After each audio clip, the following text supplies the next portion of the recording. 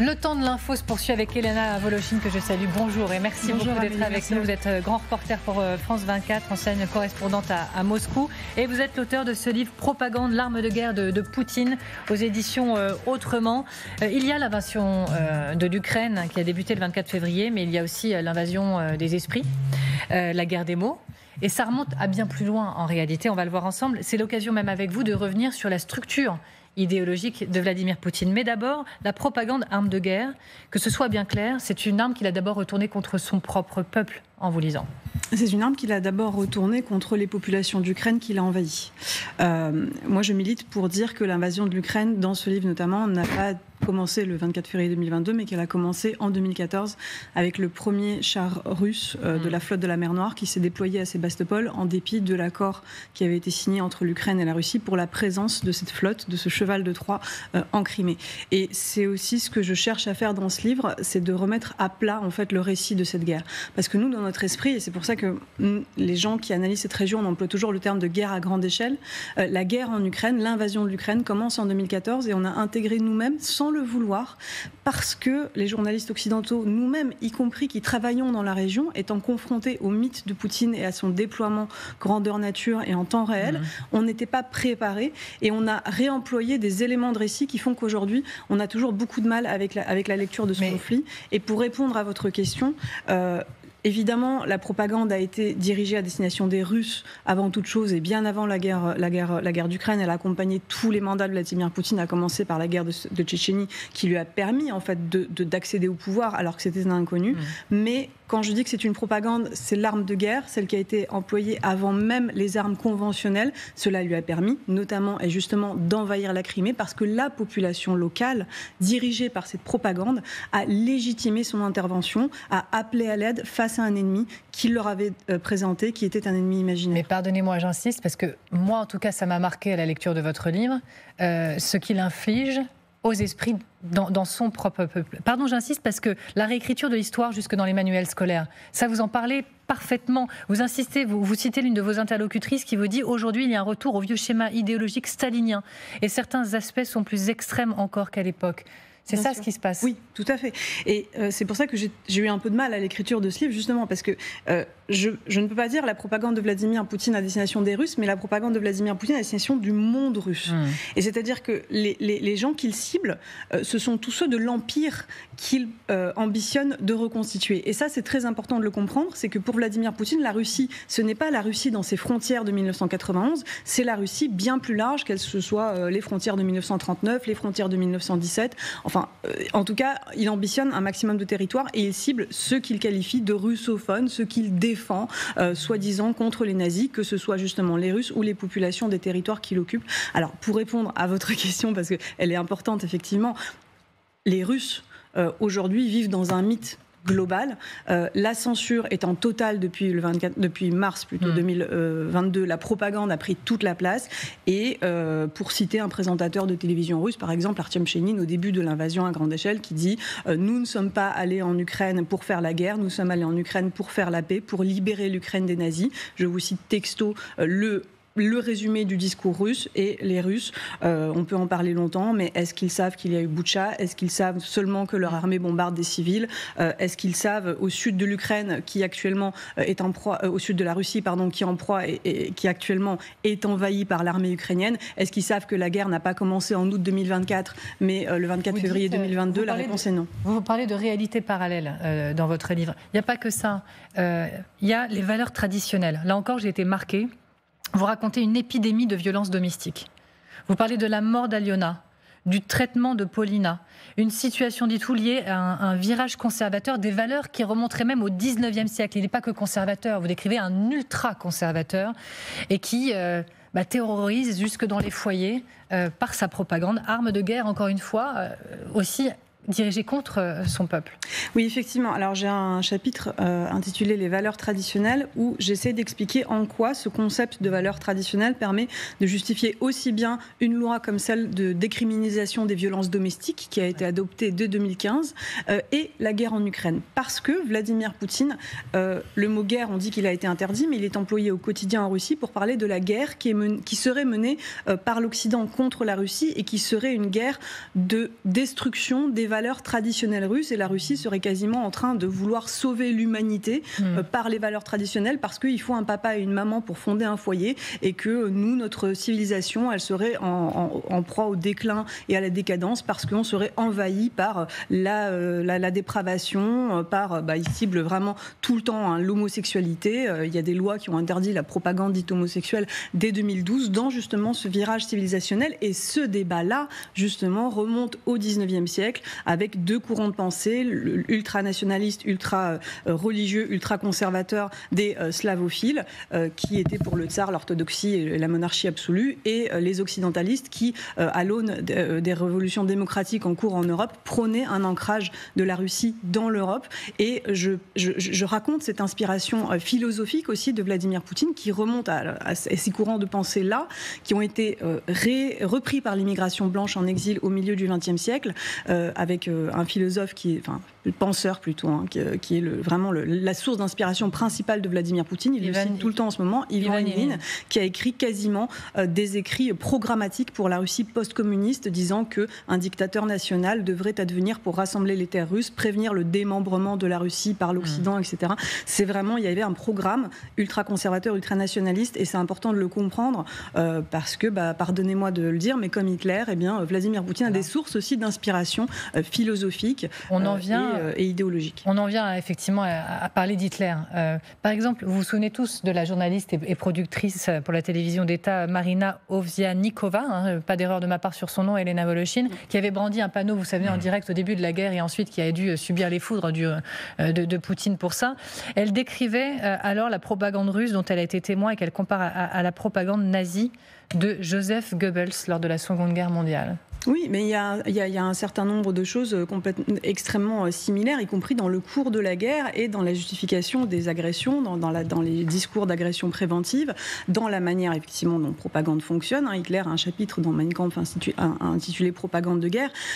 Voilà, c'est pas un épouvantail, c'est un être, c'est un dirigeant qui a réellement existé il n'y a pas si longtemps, et la source d'inspiration, elle est autant dans le stalinisme. Je fais aussi un parallèle avec la propagande stalinienne, avec un certain nombre de discours qui ont permis de justifier les invasions de la Pologne, avec aussi la Crimée. Avec la Crimée, avec la défense des populations germanophones dans les Sudètes, dans le couloir de Danzig, avec les référendums menés dans ces territoires pour demander le rattachement à l'Allemagne. Mais Staline a fait exactement la même chose après le pacte Molotov-Ribbentrop, avec l'Est de la Pologne, où il disait qu'il devait défendre les ukrainophones et les biélorussophones contre l'invasion des Polonais, et c'est pour cela qu'il a créé le Front de l'Est.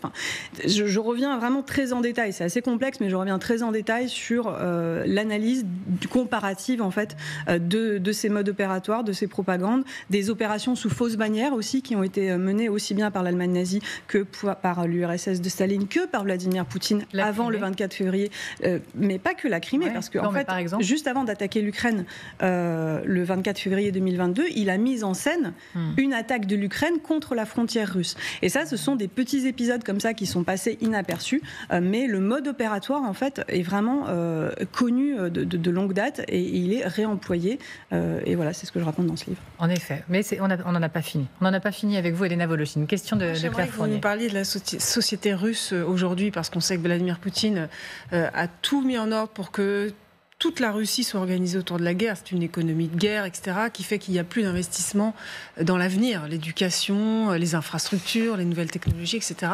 C'est quoi la société russe d'aujourd'hui, et de demain, elle va où, cette société ? C'est une société qui est élevée dans l'esprit du sacrifice à la patrie. Et vous le dites très bien, quand vous dites qu'il n'y a plus d'investissement dans l'éducation, il y a un investissement, il n'y a pas d'investissement dans l'instruction. Et selon Ivan Ilyin, l'éducation prime sur l'instruction. La croyance prime sur le savoir. Il y a des milliards et des milliards de roubles, et même équivalents en dollars, qui sont injectés dans les programmes d'éducation militaro-patriotique. Et ça, et justement, Vladimir Medinsky, le ministre de la vérité, comme l'appellent les historiens, qui a vraiment présidé à la réécriture historique passée comme présente en Russie et à la réécriture des manuels d'histoire, prône maintenant le raccourcissement de la période éducative, en fait, le fait qu'on passe le bac plus tôt, le fait que les cours universitaires soit moins étendu pour avoir son diplôme. On voit aussi qu'il y a vraiment des cours imposés de la primaire à l'université aujourd'hui qui vous enseignent la civilisation russe. Et ce sont des reconstructions à grande échelle aussi, c'est-à-dire qu'il y a des parcs historico-culturels qui sont construits, les enfants y sont emmenés. C'est ce que l'Institut historique russe, créé en 2012, sous la houlette justement de Vladimir Medinsky, qualifie nommément de propagande monumentale. Il dresse des monuments. Le ministère de la Défense russe a été chargé de chercher dans ses archives ce qui permettrait de réécrire les manuels d'histoire russe. Il y a un historien qui dit que la différence avec la période soviétique, avec cette propagande-là, c'est que les services de sécurité, le ministère de la Défense ont été impliqués, l'Église ont été impliqués dans l'éducation de la jeunesse. Et la doctrine de défense nationale, c'est celle qui dicte les programmes d'éducation. Et donc vous avez complètement raison, en fait c'est toute la société qui est dressée aujourd'hui avec un seul profit, pouvoir soutenir Vladimir Poutine dans ses guerres d'invasion. C'est absolument terrible, c'est terrifiant. Au début de la guerre, on se disait la population va-t-elle se soulever, quand les cercueils vont revenir, vous verrez la révolte des femmes, etc. On était dans une naïveté et une méconnaissance totale de la situation, où il a depuis aussi renforcé ce socle sur la société qui fait que pour les quelques velléités qu'il pouvait y avoir, il les a tués. Alors il a renforcé la répression. C'est-à-dire qu'on a vu effectivement les mères de soldats qui essayaient de sortir manifester. Il y a eu des poursuites pénales. Les journalistes étrangers même qui essayaient... J'ai beaucoup de collègues qui travaillent encore à Moscou. Je tiens à leur rendre hommage parce qu'ils continuent de travailler dans des conditions de censure totale. Et ils arrivent à faire un certain nombre de choses. Nos consoeurs et confrères de presse francophone, par exemple. Mais les manifs de mères de soldats, ça c'était vraiment un no-go. C'était... ça n'existe pas. Voilà, donc ça... ce sont des choses. Et à contrario, on vous montre des mères triées sur le volet qui portent l'étendard de toutes les mères de soldats de la Russie, que la propagande invite à tous les événements, les fait parler à des occasions où il n'y aurait pas lieu d'avoir des mères de soldats. Mais en fait, Vladimir Poutine a ses soldats civils aussi autour de lui. Et là, il a un programme, par exemple, qui est intitulé Le temps des héros.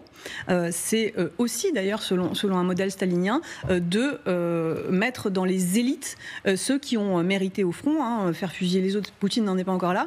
Et les déserteurs, mais en tout cas faire accéder à des postes de gouvernance, de direction de la Russie à l'échelle de tout le territoire, qui est immense et encore plus maintenant, ceux qui ont mérité à la SVO, à l'opération militaire spéciale. Et j'entendais sur une chaîne de télévision russe, pas plus tard qu'hier, un commandant dire voilà, maintenant moi je suis sur le front civil. C'est celui qui a demandé à Vladimir Poutine, on s'en souvient, de se représenter à l'élection présidentielle. Ils étaient une poignée. À chaque fois, vous avez le représentant militaire, l'enseignante, le médecin, l'industriel. Donc voilà, vous avez tous ceux qui représentent la société russe. Et en fait, ils sont toujours là à adouber Vladimir Poutine comme chef de guerre. Donc c'est véritablement un pays aujourd'hui qui est en guerre sans le dire, où tout l'effort civil est au profit du militaire. Pour diffuser cette propagande ou ces vérités alternatives, nous, d'ici, évidemment, on regarde beaucoup les médias russes et on essaie d'analyser les propos qui y sont tenus. Mais est-ce qu'il y a d'autres canaux de diffusion de cette propagande que les médias, et avec quels moyens le gouvernement met-il sur la table pour ça ? Je dirais que les canaux de diffusion en dehors des médias, alors d'abord c'est effectivement, ce sont les événements, c'est la propagande de rue, mais si vous voulez, le phénomène extrême qui se produit, c'est qu'en fait les récepteurs de la propagande deviennent les vecteurs. Donc en fait, la propagande, c'est d'abord le média, au demeurant, mais ensuite c'est la propagation de la réalité parallèle grandeur nature. Ça va être, je sais pas moi, une école qui va aller dans un parc et faire un spectacle à la gloire des héros qui défendent la Russie. Ça, c'est de la propagande, et ce sont eux qui, ayant récupéré la propagande descendue par le haut, qui la propagent par le bas. Et c'est ce qui se passe en fait aussi dans nos sociétés, lorsque vous avez des leaders d'opinion qui se mettent à véhiculer des réalités alternatives. Ce sont des vecteurs de propagande. C'est ce que fait la propagande, c'est-à-dire qu'à partir d'un support, elle diffuse cette réalité alternative qui se propage, c'est inarrêtable. La propagande, pour moi, c'est ça en tout cas, c'est la transmission, c'est une chaîne de transmission. Et pour en revenir à Yvan Eline, parce que moi je milite pour que vraiment on découvre ce que cette personne a écrit. Je disais qu'il était très secret, mais grâce à vous, il ne l'est plus. Parce qu'on en sait un peu. Et pourtant, il n'est pas réputé comme étant l'un des plus grands penseurs de l'histoire russe. Malheureusement, il n'a pas été traduit d'abord dans aucune langue. Il n'y a que ses écrits n'existent qu'en russe, pour autant que je sache. Et bien que Vladimir Poutine les a fait rapatrier de Suisse, alors qu'il avait été enterré là-bas, et son corps aussi d'ailleurs. Mais ce qu'il prône, là où je voulais en venir, c'est le sentiment de libre loyauté. C'est-à-dire que dans le savoir avoir un tsar, dans la pensée monarchique, l'individu régule lui-même ce qu'il doit penser, ce qu'il doit faire pour servir le monarque. Et en fait, le mécanisme de propagation de la réalité alternative, c'est exactement celui-là. Encore une fois, pour répondre à votre question, en tout cas en Russie, il ne faut pas ouvrir un média pour recevoir de la propagande. Tout est propagande. Il y a encore 2 questions et peu de temps, Elena. C'est la réalité du moment. Marie Chantret. Non, très rapidement, de mon point de vue, je serais peut-être contredite. Un des symboles de la propagande poutinienne sont peut-être aussi ces images que l'on a vues de lui dans le monde entier, torse nu, en train de pêcher, sur un cheval, en train de chasser. Qu'en est-il de son état de santé? Parce qu'au début de la guerre, notamment, là encore, désinformation ou pas, on disait qu'il avait des sosies. On le décrivait aussi en très très mauvaise santé. Est-ce qu'on a des informations fiable quant à l'état de santé du chef de guerre Poutine? Alors, il y a eu des enquêtes qui ont été publiées sur un certain nombre de médecins qui le suivaient. Moi, personnellement, je n'ai aucune information, donc je ne vais pas m'aventurer sur ce terrain-là. En revanche, je voudrais rebondir sur ce que vous dites au sujet de son image de patriarche. Ça, c'est pour répondre à la première question d'Amélie, c'est l'une des premières choses qui est venue, en fait. C'est le culte de la personnalité. Et du corps aussi. Et du corps, bien sûr, mais du corps masculin et du patriarche. Sachant que Vladimir Poutine, aujourd'hui, est célibataire et puis qu'il a aussi des enfants avec sa maîtresse. On l'a découvert il n'y a pas longtemps, ça c'est un fait pour le coup. Mais il se pose en père de tous les Russes parce que lui, il prône la famille traditionnelle où il y a le père, la mère. Les divorces ne sont pas encore interdits. Il projette d'interdire la propagande du child free, le fait de ne pas avoir d'enfants. Donc là, l'État s'immisce dans les moindres coins de l'individu, de la vie de l'individu. Mais par contre, comme il est père de tous les Russes, il est au-dessus. Par contre, effectivement, cette image de patriarche, celui qui dirige aussi bien la famille que la patrie, ça c'est extrêmement important et qui est légitime à prendre des décisions violentes et de réprimer par la violence. Et ça c'est important et c'est le lien avec la loi sur les dépénalisations. Il y a vraiment peu de temps, mais j'aimerais bien entendre Nivine Potro sur la question. Très courte, vous parlez des canaux de distribution. Il y a Telegram qui est une application russe extrêmement populaire sur lequel les 1000 blogueurs, donc ces blogueurs militaires, donnent des détails extrêmement précis sur la guerre. Au début, on a constaté que les informations étaient erronées. Elles sont de plus en plus vraies, elles sont de plus en plus transparents. Donc sur l'accès à l'information par la population, est-ce que les Russes, le russe basique, j'ai envie de dire, va sur Telegram pour s'informer sur la guerre en Ukraine? Il va sur Telegram, mais Telegram c'est tout. C'est aussi bien, vous le disiez, les blogueurs pro-russes ou les chaînes pro-russes que l'inverse. Donc il a accès à tout. Le récepteur russe, il peut tout à fait installer des VPN, même pouvoir ouvrir les sites interdits, c'est-à-dire Facebook, Instagram, YouTube aujourd'hui, malheureusement. Mais le problème, c'est pas un problème de réception, c'est un problème de velléité d'y aller. C'est-à-dire que cette information-là, l'information réelle, est présentée comme une arme idéologique dirigée contre lui, donc vous n'avez pas le réflexe tout simplement d'aller la chercher. Elena Volochine, Propagande, l'arme de guerre de Vladimir Poutine aux éditions Autrement. Merci beaucoup d'avoir été avec nous. On a essayé d'en savoir un peu plus sur cette société, les valeurs, la famille, les violences domestiques. Moi, vraiment, j'ai appris quelque chose grâce à vous. Merci beaucoup.